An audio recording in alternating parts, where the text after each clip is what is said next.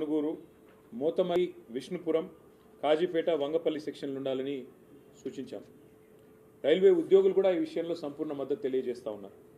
ఇక్కడ విషయం ఏమంటే 900 కిలోమీటర్లు మాత్రమే ఉండే గుంటూరుని ఒక డివిజన్గా చేస్తూ ఉన్నారు. మాకు ఆ విషయంలో అభ్యంతరం లేదు.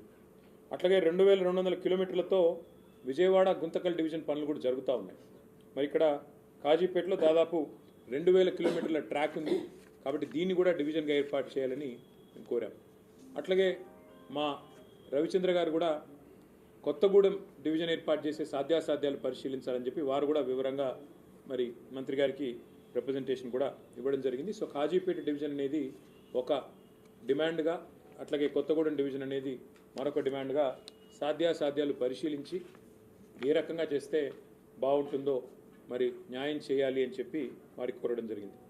అట్లాగే మీరు హైదరాబాద్ నుంచి కరీంనగర్ దాకా ఉన్న కొత్తపల్లి మనోహరాబాద్ రైల్వే లైన్ ఏదైతే ఉందో, పెద్దలు కేసీఆర్ గారు ఆనాడు కేంద్ర మంత్రిగా ఉన్నప్పుడు 2004-05 సంవత్సరంలో ఆ రోజు అప్పటి ప్రధానమంత్రి మన్మోహన్ సింగ్ గారిని ఒప్పించి ఆనాటి కరీంనగర్ పార్లమెంట్ సభ్యుడిగా కేసీఆర్ గారు కొత్తపల్లి, మనోహరాబాద్, సిద్దిపేట, సిరిసిల్ల, వేములవాడ మీదుగా చొప్పదండి నియోజకవర్గం మీదుగా కరీంనగర్కు కలిపే ఈ బ్రాడ్ గేజ్ రైల్వే ప్రాజెక్టును ఆ రోజు మంజూరు చేయించారు, దాదాపు 21 సంవత్సరాల కిందట. ఇది మొత్తం 151 కిలోమీటర్ల ప్రతిపాదన. కానీ ఎప్పుడైతే కేసీఆర్ గారు మరి తెలంగాణ ఇవ్వనందుకు నిరసనగా కేంద్ర మంత్రివర్గం నుంచి పక్కకు జరిగారో 2006లో, 2006 నుంచి 2014 వరకు 8 సంవత్సరాలు కాంగ్రెస్ ప్రభుత్వం ఆ ప్రతిపాదనను పూర్తిగా కోల్డ్ స్టోరేజ్లో పెట్టింది, పక్కన పెట్టింది. ఆ తర్వాత తిరిగి మళ్ళీ తెలంగాణ ఏర్పడ్డ తర్వాతనే మళ్ళీ ఇక్కడ కేంద్రంలో బీజేపీ ప్రభుత్వం వచ్చినాక మేము వారిని సంప్రదించి వారికి కొన్ని మరి కీలకమైన నిర్ణయాలు తీసుకోవడం వల్ల ముందుకు కదిలింది. అందులో ఏం చెప్పాము, ఉచితంగా భూసేకరణ మేమే చేసిస్తామని చెప్పి ఆ రోజు రాష్ట్ర ప్రభుత్వ పరంగా మనం ప్రతిపాదించడం జరిగింది. అట్లాగే 3వ వంతు ప్రాజెక్టు నిర్మాణ ఖర్చులో కూడా 3వ వంతు మేము భరిస్తాం, 1/3 కాస్ట్ మేము భరిస్తామని చెప్పాం. ప్రత్యేక ఒప్పందం చేసుకున్నాం. అప్పుడు పనులు 2014 తర్వాత మొదలైనాయి. మరి మొదలైన పనులు మధ్యలో కోవిడ్ వచ్చినా, ఇంకా ఇతరత్ర సమస్యలు వచ్చినా, మోడీ గవర్నమెంట్ సహకరించకపోయినా మనోహరాబాద్ నుంచి సిద్దిపేట వరకు సుమారు 76 కిలోమీటర్ల వరకు రైల్వే లైన్ పూర్తయి అక్టోబర్ 3, 2023 అంటే మేము దిగిపోకంటే 2 నెలల ముందే ఆ 76 కిలోమీటర్లు పూర్తి చేశాం. కానీ మిగతా 75 కిలోమీటర్లు ఏదైతే ఉందో సిద్దిపేట, సిరిసిల్ల, వేములవాడ, అక్కడి నుంచి మనకి చొప్పదండి మీదుగా కొత్తపల్లి పోయేది, ఇంతవరకు మళ్ళీ ఈ 2.5 సంవత్సరాల్లో కాంగ్రెస్ ప్రభుత్వం వచ్చింది, మళ్ళీ ఆ రైల్వే లైను మళ్ళీ ఆగమైపోయే పరిస్థితి ఉన్నది. అందుకే ఇవాళ కేంద్ర మంత్రి గారిని ప్రత్యేకించి కోరింది, తెలంగాణ ప్రభుత్వం ఇంకా కొన్ని డబ్బులు ఇవ్వాలి. మనం గతంలో చేసుకున్న ఒప్పందం ప్రకారం 416 కోట్ల రూపాయలు మరి ఇవ్వాలి. అది ఇవ్వకపోవడం వల్లనే ఇవాళ కాంగ్రెస్ ప్రభుత్వ సహాయ నిరాకరణ వల్లనే ఆగింది అని చెప్పి మంత్రి గారు కూడా మాకు చెప్పడం జరిగింది. భూసేకరణ మరొక 96 హెక్టార్లు చేయాల్సి ఉంది అని చెప్పి మరి ఇక్కడ రాజ్యసభలో కేంద్ర ప్రభుత్వం మా సభ్యులు ప్రశ్న అడిగితే సమాధానం కూడా ఇచ్చారు. ఇక్కడ వాస్తవం ఏమంటే 20 ఏళ్ల కింద ప్రతిపాదించిన ప్రాజెక్టు, ఇక అది సమయం గడిచిన కొద్దీ కాస్ట్ పెరుగుతూ ఉంది. అందుకే మంత్రి గారికి గుర్తు చేశాం, మొదలు మంజూరైనప్పుడు 1160 కోట్లు ఈ రైల్వే లైన్ యొక్క అంచనా వ్యయం. ఈరోజు అది 2780 కోట్లకు పెరిగింది, అంటే డబల్ కంటే ఎక్కువైంది. ఈ ప్రాజెక్టు వల్ల లాభం ఏంటి ఈ రైల్వే లైన్ వల్ల అంటే, మధ్యలో టెక్స్టైల్ హబ్గా ఉన్న సిరిసిల్ల, మరి ఒక తిరుపూర్ స్థాయిలో తమిళనాడులో ఎదిగేదానికి ఆస్కారం ఉన్న ప్రాంతం సిరిసిల్ల. వాళ్ళ సిరిసిల్ల నుంచి వస్త్ర ఉత్పత్తులు, అపారెల్ పార్క్ కానీ, టెక్స్టైల్ పార్క్ కానీ అక్కడి నుంచి ప్రపంచ విపణిలోకి పోతూ ఉన్నాయి, ప్రపంచ మార్కెట్లోకి పోతూ ఉన్నాయి. ఇవాళ న్యూయార్క్ దాకా, అమెరికా దాకా కూడా సిరిసిల్లలోని కొన్ని కంపెనీలు తమ టెక్స్టైల్ ఉత్పత్తులను వారు ఎక్స్పోర్ట్ చేస్తూ ఉన్నారు. అట్లాగే పక్కన దక్షిణ కాశీగా పేరుపడ్డ వేములవాడ కూడా అదే సర్క్యూట్లో ఉంది. కాబట్టి రాజరాజేశ్వర స్వామి దేవాలయం అక్కడే ఉంది. లక్షలాది మంది మరి ఆ దేవాలయాన్ని కూడా సందర్శిస్తూ ఉంటారు. అందుకే ఇంతటి ప్రాధాన్యత కలిగిన ఈ లైన్ని మరి వెంటనే ప్రయారిటీ కింద టేకప్ చేయాలని చెప్పి అశ్విని వైష్ణవ్ గారిని, కొంత రాష్ట్ర ప్రభుత్వాన్ని ఒక ముళ్ళుగర్రతో పెట్టి పొడిచినట్టయితే ఏమైనా కదులుతారేమో, మేము చెప్తే ఎట్లాగూ వారు వినరు, మీరన్నా గట్టిగా మీ డిపార్ట్మెంట్ కాబట్టి చెప్పండి అని చెప్పి వారిని కోరాం. దాంతోపాటు సిరిసిల్ల, వేములవాడ రైల్వే స్టేషన్లను కూడా అత్యాధునికమైన సౌకర్యాలతో అమృత్ భారత్ స్టేషన్ పథకంలో చేర్చాలని చెప్పి కూడా వారిని కోరాం.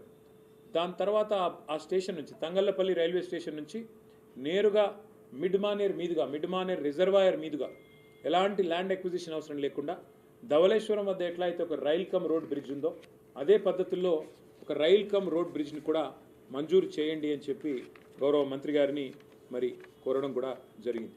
అట్లాగే ఇవాళ మీరు గమనించినట్టయితే హైదరాబాద్ నుంచి ఇవాళ వరంగల్ మీదుగా మన కాజీపేట జంక్షన్ మీదుగా మనకు ఢిల్లీ రైళ్ళు అన్నీ వస్తూ ఉంటాయి.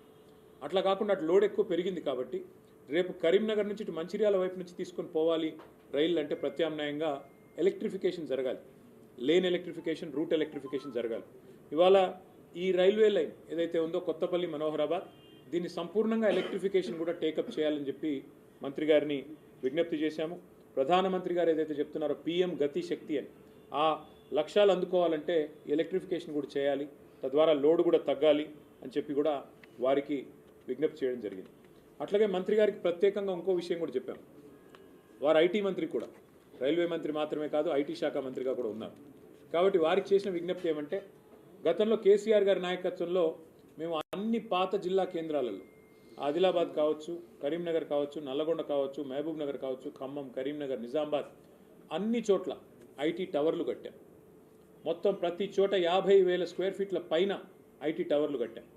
అట్లాగే వరంగల్లో అయితే Genpact, L&T, Mindtree, tech Mahindra, అట్లాగే సాయంట్ లాంటి కంపెనీస్ని కూడా తీసుకొచ్చి వాటితోన అక్కడ కార్యకలాపాలు ప్రారంభించాం. ఎక్కడి పిల్లలకు అక్కడే ఉద్యోగ అవకాశాలు రావాలి, ఎక్కడి పిల్లలు అక్కడే మరి వారు తమ తమ జిల్లాల్లోనే తమ తమ ప్రాంతాల్లోనే హైదరాబాద్కి వలస వచ్చే అవసరం లేకుండా మరి బ్రహ్మాండంగా అక్కడే స్థిరపడాలన్న కోరికతో ఈ IT హబ్లు అత్యాధునికంగా 10 కేంద్రాల్లో మేము కట్టాం.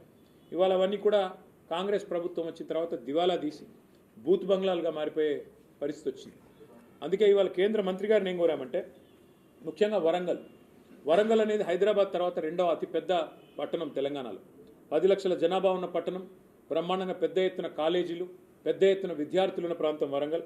అక్కడ మంత్రి గారిని మేము కోరింది, మీరు మా గతంలో చేసిన పనులన్నీ వారికి వివరించి చెప్పాం, కానీ ఈ 2 ఏళ్లలో IT గ్రోత్ మందగించింది. ఇది మేము చెప్తున్న మాట కాదు, మేము చేస్తున్న ఆరోపణ కాదు.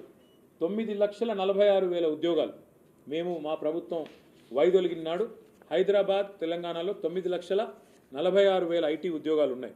మరి ఈరోజు మన రాష్ట్ర ప్రభుత్వం వాళ్ళు చెప్తున్న మాటలే. గవర్నర్ గారు ప్రసంగంలో చెప్పారు 7,000 ఉద్యోగాలు తగ్గాయి, ఇప్పుడు కేవలం 9,39,000 ఉద్యోగాలు ఉన్నాయన్నారు. మొన్న బడ్జెట్ ప్రసంగంలో బట్టి విక్రమార్క చెప్పారు, ఆర్థిక మంత్రి గారు, డిప్యూటీ సీఎం గారు, కేవలం 9,39,000 అంటే మేము దిగిపోయిన నాడున్న ఉద్యోగాల కంటే 7,000 ఉద్యోగాలు ఇవాళ రాష్ట్రంలో IT రంగంలో తగ్గినాయని చెప్పి రాష్ట్ర ప్రభుత్వమే స్వయంగా ఒప్పుకుంటా ఉంది. దీనికి కారణాలు ఏమైనప్పటికీ ఇవాళ మంత్రి గారిని మేము అడిగింది ఏమంటే ఇన్ఫ్రాస్ట్రక్చర్ ఉంది. వరంగల్లో బ్రహ్మాండమైన IT హబ్ కట్టినాం. అక్కడ ఒక India AI centre, India artificial intelligence centre, India data lab వరంగల్లో కేంద్ర ప్రభుత్వం అక్కడ ఉన్న ఇన్ఫ్రాస్ట్రక్చర్ను వినియోగించుకుని ఏర్పాటు చేయండి. హైదరాబాద్ తర్వాత అంత ప్రాముఖ్యత ఉన్న నగరం వరంగల్ కాబట్టి తెలంగాణలోనే మరి 2వ అతిపెద్ద నగరం వరంగల్, అక్కడ ఏర్పాటు చేయండి ఇండియా AI ల్యాబ్, ఒక ఇండియా AI సెంటర్ లేదా ఇండియా AI డేటా ల్యాబ్ ఏర్పాటు చేయండి అని చెప్పి కొత్త పాలసీలో భాగంగా వారిని కోరడం జరిగింది.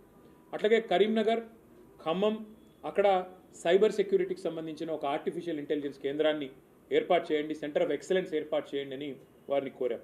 అట్లాగే సెమీ కండక్టర్ డిజైన్ మరియు డీప్ టెక్ రంగాల మీద మరి దృష్టి సారించే విధంగా STPI centre, software technology parks of India సెంటర్లను, centre of excellence, centre for entrepreneurship కూడా ఏర్పాటు చేయండి. మీకు ఇష్టమైన చోట, అది మహబూబ్ నగర్ కావచ్చు, నల్లగొండ కావచ్చు, మీకు ఇష్టమైన చోట ఈ 10 ప్రాంతాలు ఉన్నాయి. ఎక్కడ మీకు అనుకూలంగా ఉంటే అక్కడ మీరు దయచేసి ఇది కూడా ఏర్పాటు చేయండి. సో ఒక centre of excellence of STPI on entrepreneurship ఏర్పాటు చేయమని కోరాం. దాంతోపాటు మరి అందుబాటులో ఉన్న ఈ IT టవర్లలో అన్ని మౌలిక సదుపాయాలు ఉన్నాయి. రాష్ట్రమంతా T-Fiber కార్యక్రమాన్ని కూడా మా ప్రభుత్వమే చేసింది. కనెక్టివిటీ రాష్ట్రం అంతటా కూడా ఉంది. కాబట్టి పాలసీ ఫ్రేమ్వర్క్ కూడా సిద్ధంగా ఉంది, ఇన్ఫ్రాస్ట్రక్చర్ సిద్ధంగా ఉంది. ఈ అన్ని నగరాలు, అన్ని పట్టణాలు ఇప్పటికి మా ప్రభుత్వం వచ్చింటే ఉపాధి కేంద్రాలుగా మారే అవకాశం ఉంది. యంగ్స్టర్స్కి హైదరాబాద్కి, బెంగళూరుకి పోయే అవసరం లేకుండా ఇంకా ఎక్కువ IT విస్తరణ జరిగేదానికి మా ప్రణాళికలు ఉండినాయి. కానీ ఈ ప్రభుత్వం, కాంగ్రెస్ ప్రభుత్వం పట్టించుకోవట్లేదు. మీరన్నా జోక్యం చేసుకొని వారికి తెలియజెప్పండి. ఈ Tier 2 సిటీస్ అంటే ద్వితీయ శ్రేణి పట్టణాలు, వాటిని మరి పెంచాలి, విస్తరించాలి. ప్రపంచవ్యాప్తంగా ఉన్న ట్రెండ్కు అనుకూలంగా మనం కూడా AIని వినియోగించుకోవాలి, ఆర్టిఫిషియల్ ఇంటెలిజెన్స్ని అందులో భాగంగానే ఏఐ డేటా ల్యాబ్స్ కానీ ఏఐ సెంటర్స్ కానీ ఏర్పాటు చేయండి అని చెప్పి మరి కేంద్ర మంత్రి గారికి కొన్ని విలువైన సూచనలు కూడా చేయడం జరిగింది. దాదాపు అన్ని విషయాలు కూడా వారు విన్నారు. మరి విని తప్పకుండా పరిశీలిస్తానని చెప్పి మాటిచ్చారు. మాటిచ్చిన తర్వాత మరి రైల్వే అదేవిధంగా ఐటీ 2 రంగాలకు సంబంధించి కూడా చాలా సావధానంగా అన్నీ కూడా వారికి వివరించి చెప్పాము. న్యాయం జరుగుతుంది అని చెప్పి ఆశిస్తాము. Thank you.